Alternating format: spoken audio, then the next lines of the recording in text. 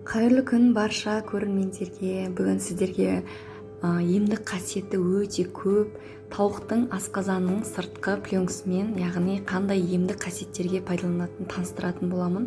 Мен өзім ішіп бастадым, соны сіздермен де бөліскелі отырмын. Осындай тауықтың сыртқы асқазанының пленкасын алып 2-3 күн жақсылап тұрып кептіретін боламыз. Кепкеннен кейін өте бір қытырлақ болып қалады, чипсы секілді.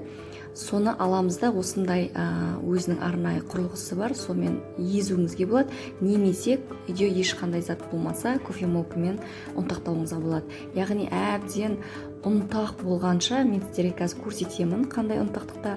Сол көлемге әкелесіздер.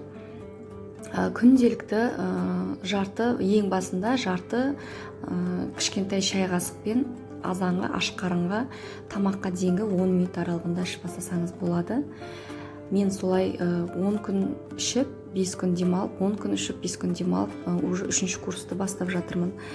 Бұның емдік қасиеттері, яғни асқазандағы гастритке, жараға, эрозияға, басқада, мысалы, понос дейді, диарея дейді, өте көп емдік қасиеттерін, яғни мына Google'дан қарасаңыздар, пайдасы өте көп. Мінекей осылай барлығын ұнтақтап алып, шыны ыдысқа сақтап қойып, күн түспейтін жерде, құрғақ жерде бір қалыпты температурада сақтай бересіздер.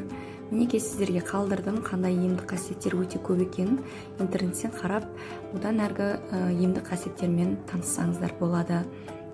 Сіздерге пайдалы ақпарат болды деп ойлаймын. Каналға тіркеліп лайк басуды ұмытпаңыздар.